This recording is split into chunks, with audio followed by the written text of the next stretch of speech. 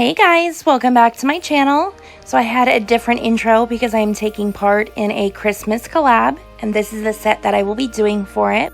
I'll be showing you today how I did the pointer and middle fingers, which is the elf and the 3D candy cane. I will be showing you the other ones in another video next week. So I'm going to start this set on a white base. I've done 2 coats and then I buff that off because it makes it easier for me that way to do my hand painting on top of it. And then I made sure to wipe off the dust from the buffing. Now I'm just mixing a couple of the greens together to get my perfect green. And I'm going to be using this tiny detailed brush that is from Macart. Of course, everything will be linked down in the description below. So I'm just going to start by painting my elf, and while I do that, I just want to remind you guys to hit subscribe and the notification bell so that you never miss out on a video. I will be having a giveaway video announced tomorrow, so be sure you come back for that. You'll definitely want to see and enter what I have to give away. So because this is an elf, the lines don't need to be completely straight. They do have a more natural element to them, I guess is the word. Sorry, I can't really think of the word I'm trying to describe. But anyways, this part's pretty self-explanatory. So I will come back when I have something I need to tell you. So just enjoy watching and I'll be right back.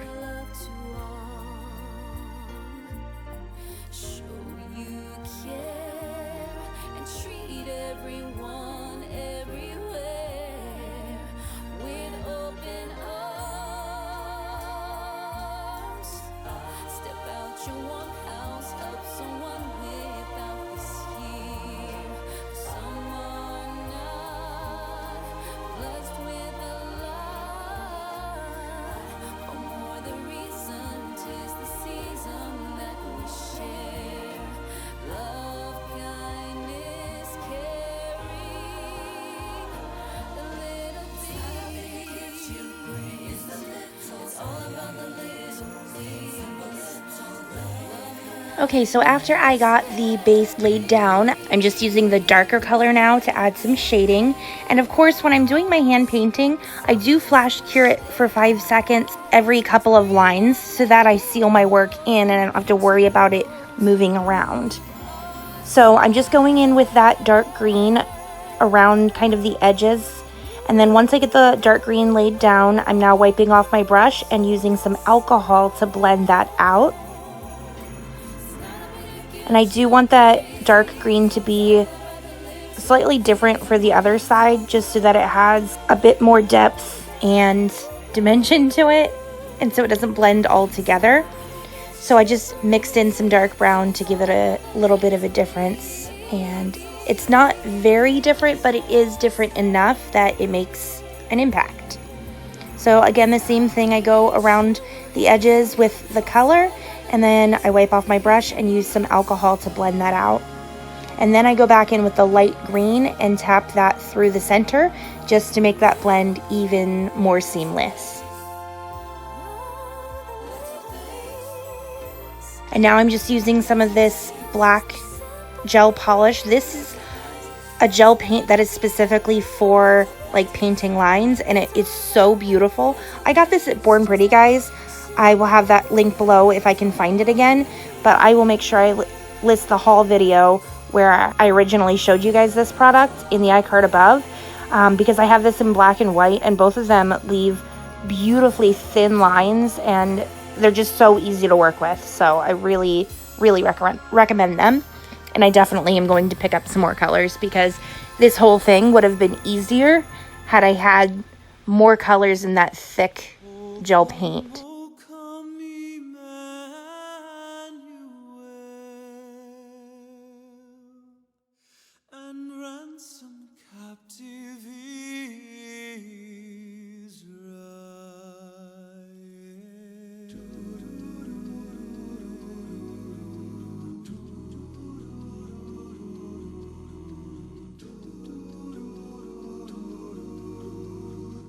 Okay, so now I want a color for the belt that's gonna go in between where the bottoms and top meet.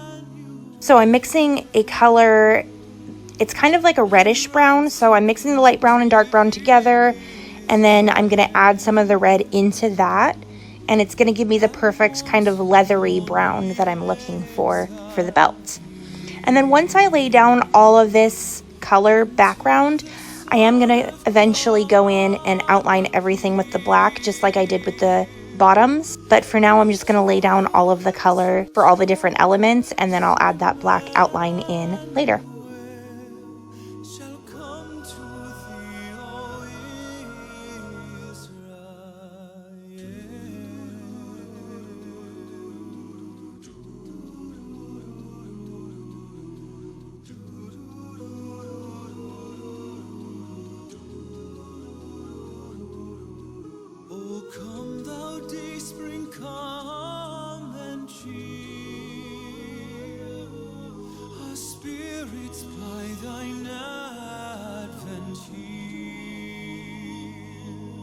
Disperse the gloomy clouds of night, and Death's dark shadow put to flight. Rejoice, rejoice, Emmanuel shall come to thee, O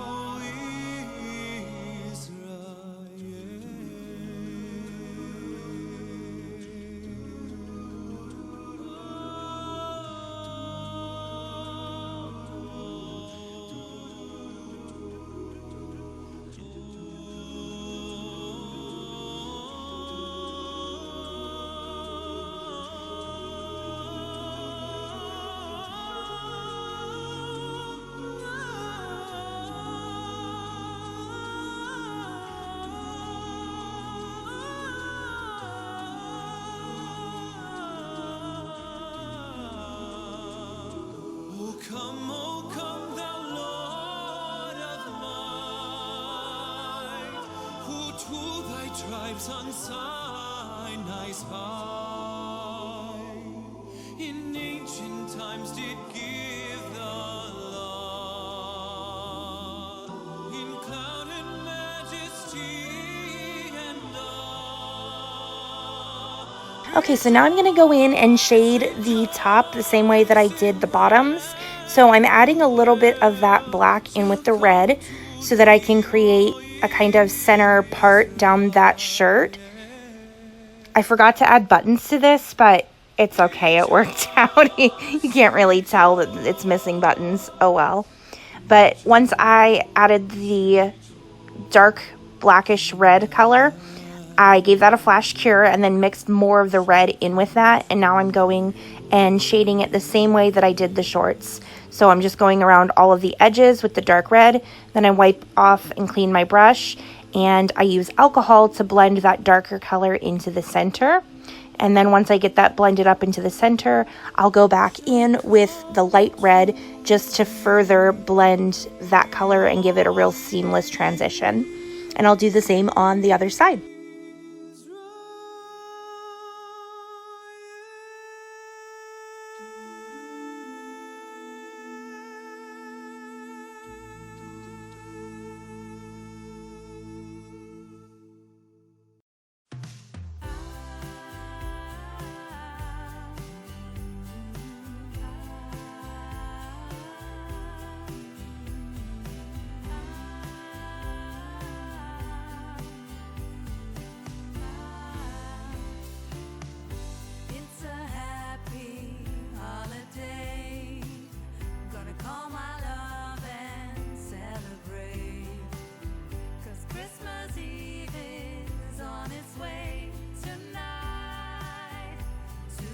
Okay, now that I've gotten everything kind of laid out where I want it, I'm going to go in now and outline everything in black, and this is where it all really comes together. This and the matte top coat on top, it just really makes it what it is. I'm really happy with how this turned out.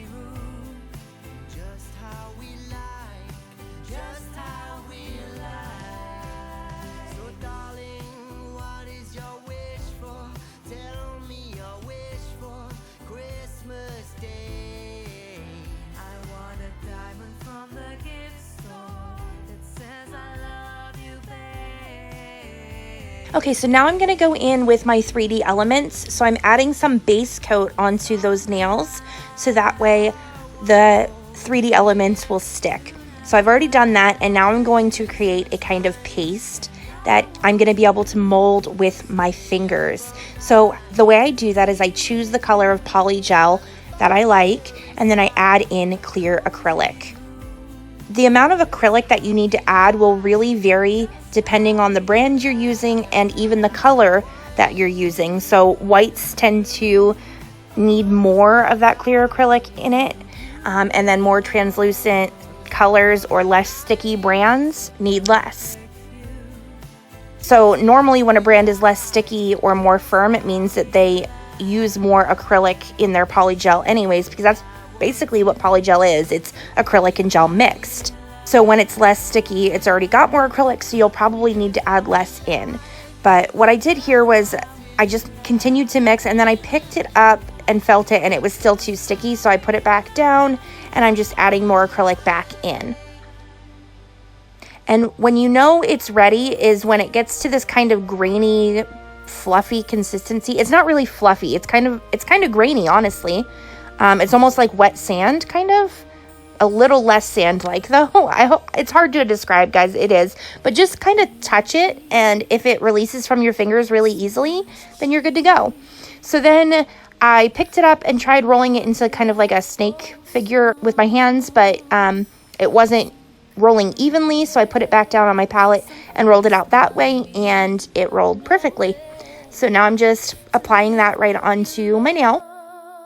And I'm using this cuticle pusher that's got like a little cutter on the end of it. And I'm using that to kind of shape the candy cane into what I need it to be. I cut off the excess bit, and then I'm going around all of the edges and kind of just smoothing that onto the nail a little bit and pressing it down.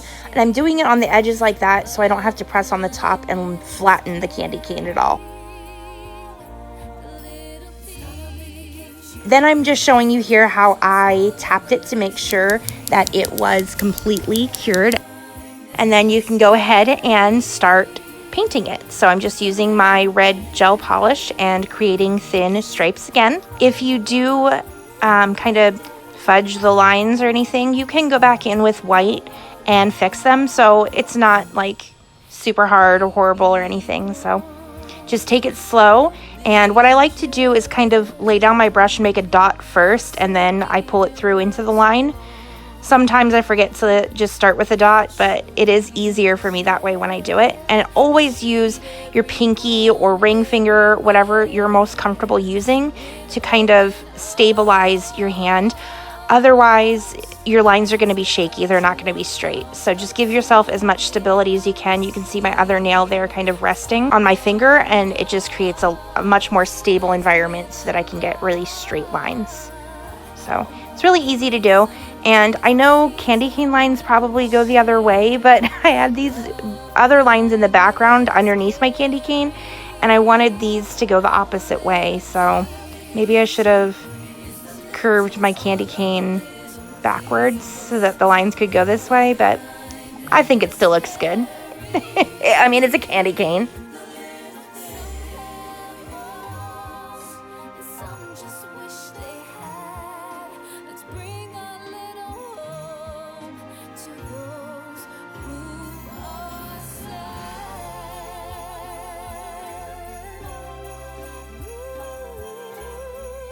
Okay, now I'm just going to use some matte top coat to go over my candy cane, and my background to this nail is glossy, and I'm going to leave it that way. So I'm just going to go on top of the candy cane. Okay, here it is. That's all, guys. Make sure to let me know what you think down below. I know Santa's eyes are a little bit creepy, but oh well. Of course, let me know if you have any questions, suggestions, or requests for different sets. I love to hear from you guys. Be sure to hit like and subscribe, and I will see you all next time. Bye!